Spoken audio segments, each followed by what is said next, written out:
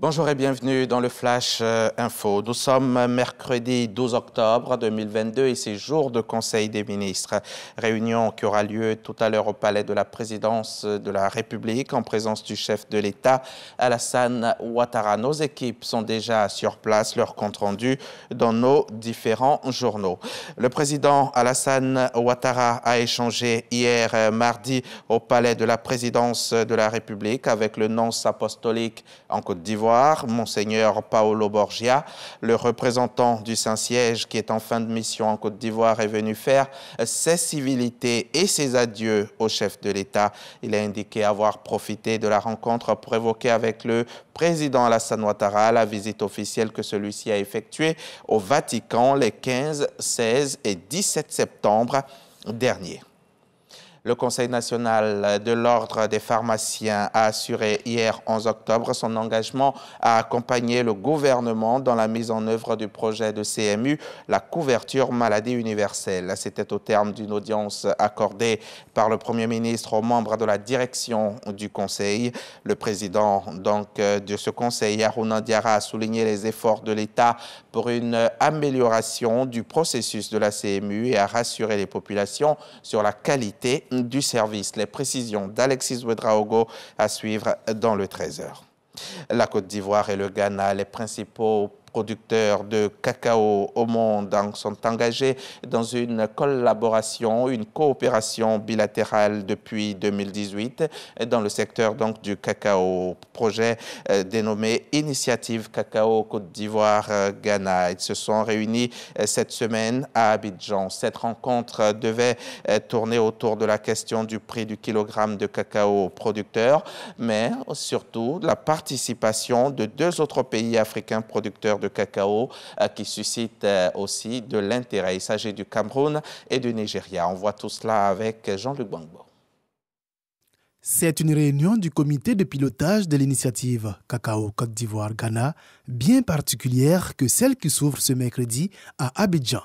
Cet organe de coopération bilatérale dans le secteur du cacao entre les deux pays se tient cette fois-ci avec la participation de délégations venues du Nigeria et du Cameroun.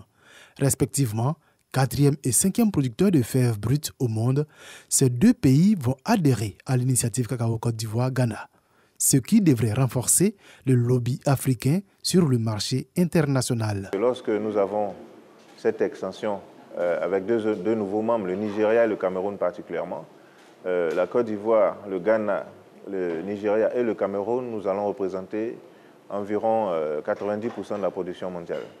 Donc, ce qui est énorme. Et notre objectif, c'est de s'assurer qu'ensemble, nous pouvons avoir plus d'impact. Le Nigeria affiche une production de 350 000 tonnes et le Cameroun vise 300 000 tonnes en 2022-2023. Leurs producteurs connaissant les mêmes difficultés que ceux du Ghana et de la Côte d'Ivoire, c'est tout naturellement qu'ils intègrent les discussions, en vue notamment de leur permettre de bénéficier du paiement effectif du différentiel de revenus décent. En RDC, au nord Kivu, le mouvement rebelle M23 occupe la ville frontalière de Bunagana depuis le mois de juin 2022. Un retour de cette rébellion défaite en 2013 qui a provoqué de nombreux déplacements de population. Plusieurs dizaines de milliers de déplacés ont trouvé refuge dans les villages voisins comme à Rumangabo, un petit village où la situation humanitaire est aujourd'hui critique. Suite de l'enquête sur les 4 décès survenus vendredi dernier au Centre national universitaire de Cotonou au Bénin.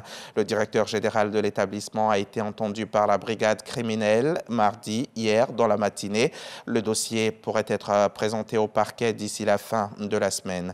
Le chef service réanimation et l'administrateur des gardes ont été également interrogés. Il n'y a pas eu de nouvelles gardes à vue en dehors des 4 ordonnées lundi soir. De nouvelles auditions en sont prévues ce mercredi. Les enquêteurs veulent voir s'il y a eu défaillance du côté du corps médical. 7 malades étaient en réanimation le jour de l'incident, 4 sont décédés et 3 ont survécu. L'armée russe continue sa vague de frappes visant les infrastructures critiques et énergétiques en Ukraine. Mardi 11 octobre, les bombardements ont épargné Kiev, mais plusieurs centrales électriques et thermiques ont été touchées. C'était le cas dans la région de Lviv ou encore de Vinnytsia, où les services techniques s'efforcent de remettre en état au plus vite les installations. Une course contre la montre, alors que les dégâts s'accumulent et que la saison du chauffage va bientôt commencer. Beaucoup d'Ukrainiens sont à la recherche de générateurs. Tout le monde se prépare véritablement à un automne, voire à un hiver difficile. C'est la fin de ce flash. On se retrouve à 13h.